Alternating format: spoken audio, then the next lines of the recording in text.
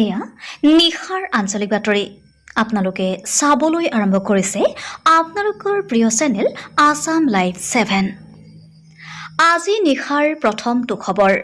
বিধ্বস্ত পথ নিৰ্মাণৰ দাবীৰে নাজিৰাৰ শিমলুগুৰিত পথ অৱৰোধ। শিমলুগুৰি নগৰ বিহুবৰ সংযোগী বিধ্বস্ত পথ নিৰ্মাণেৰে এই পথ অৱৰোধ। বৃহত্তৰ শিমলুগুৰি ব্যৱসায়ী সন্থা আৰু ৰাইজৰ উদ্যোগত শিমলুগুৰিত এই পথ অৱৰোধ কাৰ্যসূচী। পথছোৱা নিৰ্মাণৰ ক্ষেত্ৰত আজিলৈকে কোনো ধৰণৰ ব্যৱস্থা গ্ৰহণ কৰা নাই বিভাগীয় কৰ্তৃপক্ষই হওক বা স্থানীয় বিধায়কগৰাকীৰ লগতে শিমলুগুৰি পৌৰসভায়ো। পথছোৱাই শৈলনগৰী বিহুবৰৰ পৰা দৈনিক অহা যোৱা কৰে শিলভৰ্তি ডাম্পাৰ, কয়লাভৰ্তি গাড়ীও। বিহুবৰ হৈ নাগালেণ্ডলৈ যোৱাৰ পথো এই শিমলুগুৰি বিহুবৰ সংযোগী ৰমণীয়ালী পথ। পথছোৱাত পথ দুৰ্ঘটনা সংঘটিত হৈ বহু লোক আঘাতপ্ৰাপ্ত হোৱাৰ লগতে মৃত্যুৰ মুখতো পৰিছে। আজি নিশাৰ দ্বিতীয়টো খবৰ। সাপেখাতিত গৃহৰক্ষী বাহিনীৰ জোৱানে ছাত্ৰক বিনা কাৰণত প্ৰহাৰ কৰাক লৈ নিশা উত্তেজনা। যোৱা নিশা থানাত উত্তপ্ত পৰিস্থিতি। গৃহৰক্ষী বাহিনীৰ জোৱানৰ বিৰুদ্ধে এজাহাৰ দাখিল। সাপেখাতিত এজন ছাত্ৰক বিনা কাৰণত সাপেখাতিৰ গৃহৰক্ষী বাহিনীৰ এজন জোৱানে প্ৰহাৰ কৰা কেন্দ্ৰ কৰি যোৱা নিশা শতাধিক ৰাইজে থানাত উপস্থিত হৈ উত্তপ্ত পৰিস্থিতিৰ সৃষ্টি কৰে।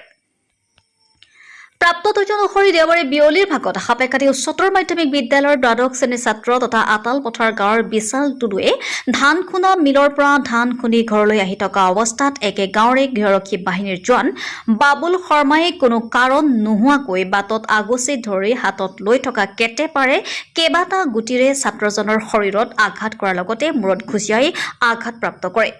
শেহতীয়াকৈ ঘটনাৰ সবিশেষ পৰিয়ালৰ লোকে অৱগত হৈ নিশাই শতাধিক ৰাইজসহ সাপেখাতি আৰক্ষী থানাত উপস্থিত হৈ গৃহৰক্ষী বাহিনীৰ জোৱানৰ বিৰুদ্ধে থানাত এজাহাৰ দাখিল কৰাৰ লগতে 24 ঘণ্টাৰ ভিতৰত অভিযুক্তক গ্ৰেপ্তাৰ কৰাৰ দাবী জনাইছে। অন্যথা স্থানীয় ৰাইজে গণতান্ত্ৰিকভাৱে আন্দোলন গঢ়ি তোলাৰো হুংকাৰ প্ৰদান কৰিছে। আজি নিশাৰ তৃতীয়টো খবৰ। অকৰ্তৃত্বশীলভাৱে মন্তব্য কৰি পদ হেৰুৱালে অগপৰ কলিয়াবৰ কৃষক পৰিষদৰ সম্পাদক প্ৰদীপ কুমাৰ মহন্তই। কলিয়াবৰ কৃষক পৰিষদৰ কলিয়াবৰ সমিতিৰ সম্পাদক প্ৰদীপ কুমাৰ মহন্ত ওৰফে দুলাল মহন্তক তাৎক্ষণিকভাৱে অব্যাহতি। সোমবাৰে দুপৰীয়া অগপৰ কলিয়াবৰ বিধানসভা পৰিষদৰ কৰিটোলস্থিত কাৰ্যালয়ত এক সংবাদ মেলযোগে স্পষ্টভাৱে পদৰ পৰা অব্যাহতি দিয়াৰ কথা ঘোষণা কৰে। উল্লেখযোগ্য যে 20 জুলাইত আৰিমৰা পথাৰত বানাক্ৰান্ত কৃষকৰ বাবে কঠীয়া পৰা কাৰ্যসূচীত অংশগ্ৰহণ কৰি বিজেপি মিত্ৰতাৰ সম্পৰ্কত বিৰূপ মন্তব্য কৰিছিল প্ৰদীপ কুমাৰ মহন্তই। অগপ বিজেপি তথা ৰাজনৈতিক দলটোৰ সিদ্ধান্তৰ সন্দৰ্ভত কৃষক পৰিষদক কোনো কৰ্তৃত্ব দিয়াৰ হোৱা নাছিল বুলি মন্তব্য কৰিছে অসম গণ পৰিষদ কলিয়াবৰ বিধান পৰিষদৰ সম্পাদক পুষ্কৰ জ্যোতি মহন্তই। আজি নিশাৰ চতুৰ্থটো খবৰ, অন্তিমটো খবৰ। যোৰহাটৰ পানীচৌকত 37 নং ৰাষ্ট্ৰীয় ঘাইপথত শোকাবহ পথ দুৰ্ঘটনা। A03 CC4382 নম্বৰ মাটি কঢ়িয়াই নিয়া তীব্ৰবেগী ডাম্পাৰৰ চেপাত মনিকা দাস নামৰ এগৰাকী 12 বছৰীয়া কিশোৰী নিহত হয়। চকাৰ তলত সোমাই যোৱা কিশোৰীগৰাকীক বহু দূৰ চোঁচৰাই নিয়াৰ ফলত মৃতদেহ খণ্ড বিখণ্ড হৈ পৰে আৰু ইতিমধ্যে আৰক্ষীয়ে ডাম্পাৰখন জব্দ কৰিছে।